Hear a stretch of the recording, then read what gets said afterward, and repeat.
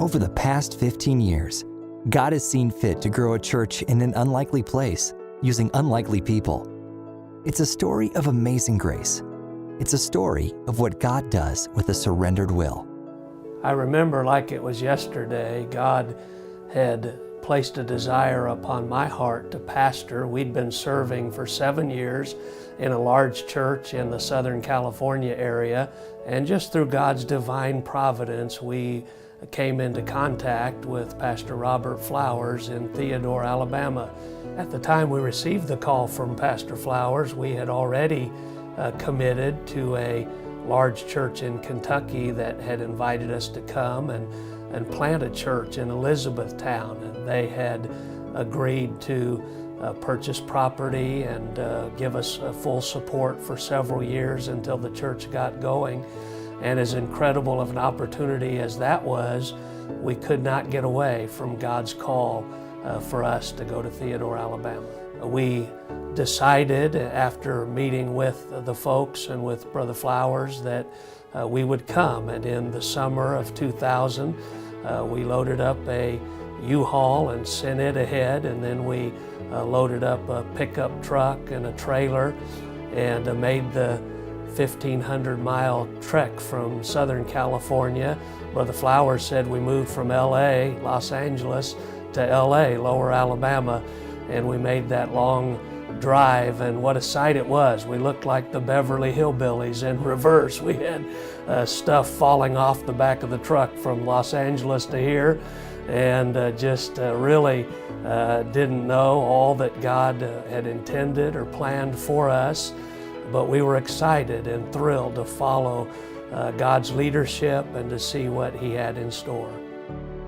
My husband and I had discussed that he definitely was called here by the Lord, because there was 8 of us old people here, all retired people. And he came with these 2 young children.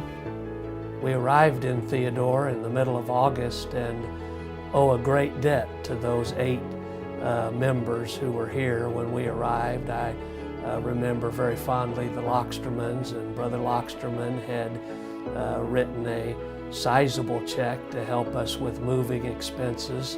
I remember very fondly Brother Ron Dunmeyer, and he, because the church had no financial means to support a pastor, Brother Dunmeyer gave me a job in his company, and we were able to work in the early hours of the day for him, and then he very graciously let me off early in the day so that I could spend the rest of the day out knocking doors, inviting folks to the new church that we were going to be establishing.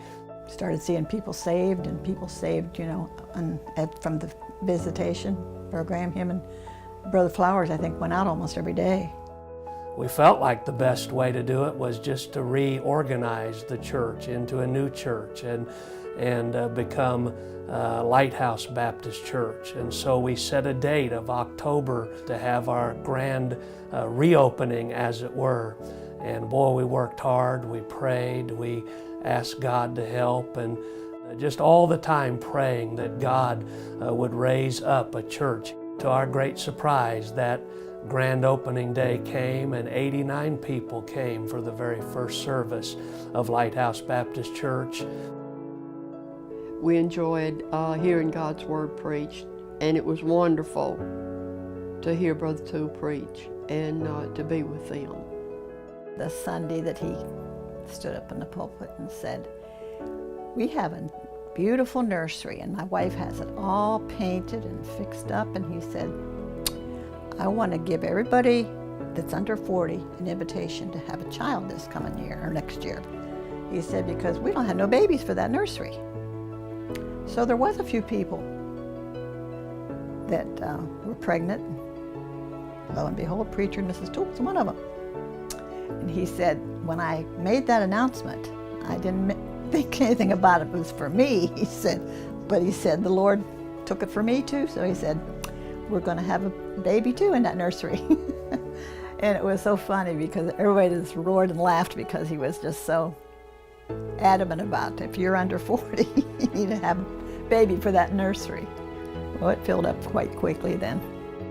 Yeah, I mean, it just seemed like the church just blossomed overnight. It was, when we first came, it seemed like there were 10, 15 people here, and then the next time it'd be like the 30, 40 people, and then just kept progressing. We run our room fast. I remember being in the old building and standing in front of the wood paneling for choir, and I remember the baptistry behind us with, we had a velvet green curtain that matched the green carpet, and one of the first improvements was a maroon curtain for the baptistry. We went through several remodeling projects, in the new building and the school, and I just remember being glad to be part of it, and every time we'd see something new, we're just thinking it's such a blessing. As the Lord blessed the church with many new people, it became evident that we needed to expand the facilities. God has been gracious to allow us to complete multiple building projects, spanning 2 campuses and housing many ministries that call Lighthouse Baptist home. We tore some walls out, made it bigger. And wasn't long after that, we tore some more walls out and built onto the back of the church. God's been good to us. God's been good to this church. The driving force behind everything has been the Great Commission. As the church grew, God began to expand our vision to reach beyond our Jerusalem and into our Judea, Samaria, and unto the uttermost part of the earth. The church initially supported 4 missionaries and has since expanded to over 90 missionaries around the world. Shortly after Pastor Toole came, God began to burden his heart to reach the Spanish-speaking people in our area. After much prayer, God brought Pastor Fidel Garcia across Pastor Toole's path. Over the past 10 years, the Lord has blessed the Spanish ministry, and over 200 people attend our Spanish-speaking services every week. 5 years ago, the Lord led Pastor James Kim to start a ministry to reach the Korean families in the greater Mobile area. We have seen many souls saved and baptized, and we are excited to see them grow in the Lord. The Lord has been very gracious over the years, as we have had the privilege of starting many new ministries, including the Bus Ministry, Reformers Unanimous, and Lighthouse Baptist Academy. Really hasn't changed. The way he cares for the bus ministry, which I'm sure was started shortly after he got here. I can remember times when he would get very emotional about these children that were coming to the church and how we were able to help their families, and especially help them learn about the Lord. Through these years, we've been so blessed by God's grace and His love. We've been humbled by His blessing as He has taken us on a journey these last 15 years, a journey of faith that began as we stepped out from the church in California and moved to Theodore, Alabama, and a journey of love as we've tried to love this people, and a journey of friendship as God has sent friends of a lifetime to be a help and a blessing as we've tried to do His will.